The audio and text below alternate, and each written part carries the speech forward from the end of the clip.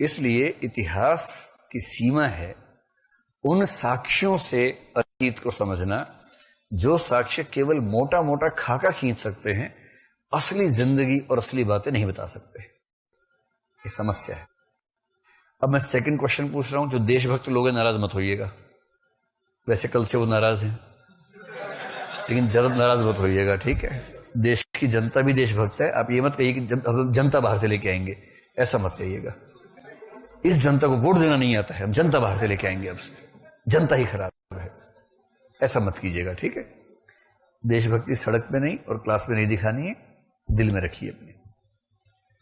आप सब लोग भगत सिंह का सम्मान करते हैं, करते ही होंगे, करना भी चाहिए। जिस उम्र में आप गुलाब का फूल लेके घूमते हैं, उस उम्र में वो रस्सी का मतलब फांसी का फंदा लेके घूम रहा था, तो बड़ी बात तो है ही। अब मैं आपसे एक ऐसा प्रश्न पूछ रहा हूं जिससे लोग नाराज हो सकते हैं, ठीक है, पर आप लोग मैं जानता हूं बहुत सभ्य, सुसंस्कृत, सुशील के विद्यार्थी हैं, तो आप लोग नाराज होंगे नहीं। मैं कॉमन सेंस से पूछ रहा हूं, क्योंकि मेरा दिमाग ना मुझे सुनी सुनाई बातें अपील नहीं करती, मुझे लगता है कि झूठ है, ये सब सच पे जाना चाहिए। तो भगत सिंह ने कहा कि मैं देश के लिए फांसी पे टंगूंगा, कॉन्फिडेंस से कहा। ग्रुप में झगड़ा हुआ कि मैं लटकूंगा, तो अंत में हुआ कि ठीक है, भगत सिंह को मौका मिलेगा कि वो देश के लिए जान दें। उन्होंने केस में इस तरह से बात रखी कि फाइनली उनके ऊपर आरोप साबित हुआ और उनको फांसी की सजा सुनाई गई। अब फांसी की सजा सुनाने और फांसी पे झूलने के बीच में कुछ दिनों का अंतराल तो होता ही है, ठीक। और हमने सुना है कि जब उनको फांसी के तख्ते पर ले जाया गया तो उससे पहले वो लेनिन की किताब पढ़ रहे थे। लेनिन क्रांतिकारी था सोवियत संघ का, उसी दौर में था वो भी। 1917 से 1924 तक लेनिन सोवियत संघ का शासक रहा, 24 में उसकी मौत हुई।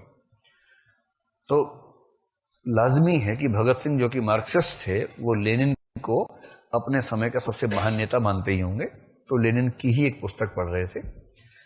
लेनिन की 5-6 पुस्तकें हैं, कौन सी पढ़ रहे थे मुझे नहीं पता, लेकिन उसमें कोई एक पुस्तक थी।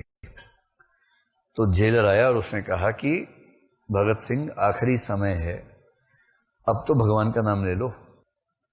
और भगत सिंह ने कहा कि देखो यार, मुझे अच्छी तरह से पता है कि फांसी पे लटकते ही मेरा अस्तित्व पूर्ण रूप से खत्म हो जाएगा, ना आत्मा बचेगी, ना पुनर्जन्म होगा, ना मोक्ष है, ना स्वर्ग है, मैं जानता हूं सब ढकोसले हैं, मुझे सब में रुचि नहीं है। तो उसने पूछा तुम क्या पढ़ रहे हो? बोला एक क्रांतिकारी दूसरे क्रांतिकारी से बात कर रहा है। और फिर जहां तक पढ़ा था उस पेज को मोड़ के किताब रख के चल पड़ा कि चलो टांग दो भाई। रखा है ऐसे, जैसे फिर लौट के पढ़ूंगा, भाव तो हल्का हल्का शायद रहा होगा, या ये कि बाद में लोगों को पता हो कि मैं यहां तक पढ़ पाया था। फिर गए, उनकी मौत हो गई। और फांसी पे लटकते समय कितने शांत रहे होंगे मुझे पता नहीं, ऐसा वर्णन मैंने पढ़ा नहीं है।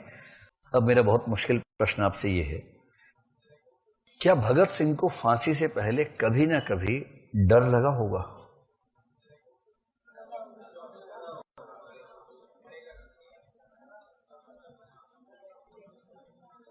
बहुत ही मुश्किल प्रश्न है।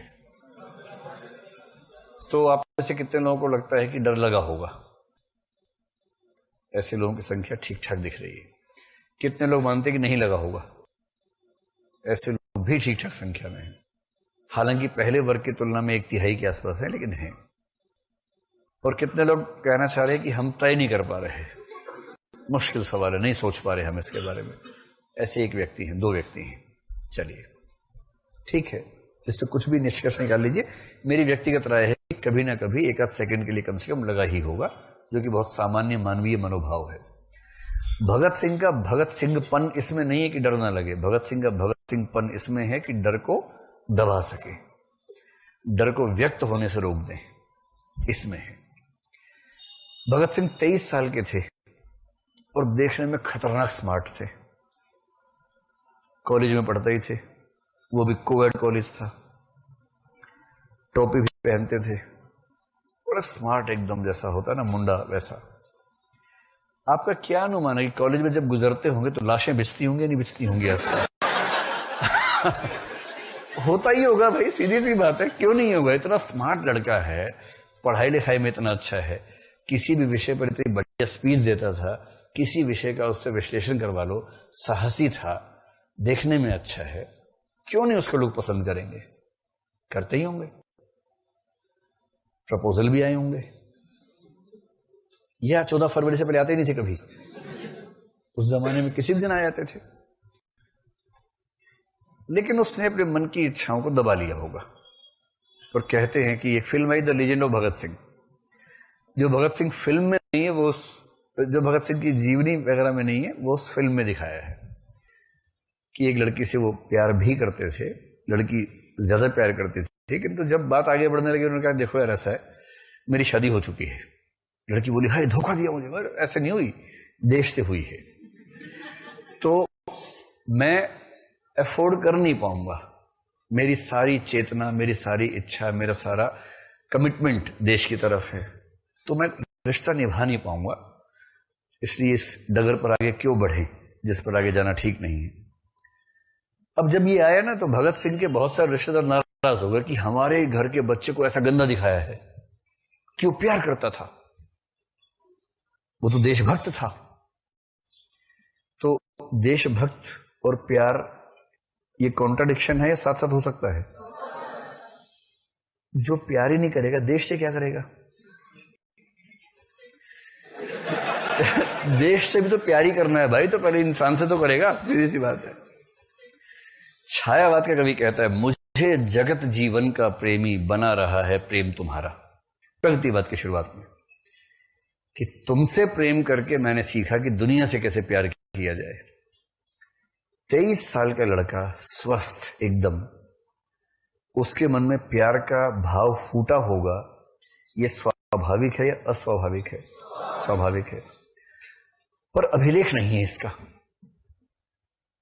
ना कि सिक्के पे लिखा हुआ है कि आज के दिन भगत सिंह के मन में प्यार का अंकुर फूटा, यहां फूटा था, इस तिथि को इतने बजे यहां फूटा था, उसकी याद में सिक्का जारी किया गया।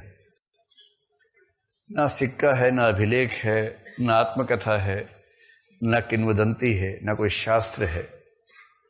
इसलिए इतिहास का लेखक कहेगा कि भगत सिंह किसी से प्रेम करते थे या नहीं, इस पर इतिहास मौन है, क्योंकि प्रमाण नहीं है। और साहित्य वाला क्या कहता है, पागल कहीं के गधे, इतना गहरा प्यार जो देश से करता होगा, उसे प्यार नहीं किया होगा। अरे इंट्यूशन से सोचो,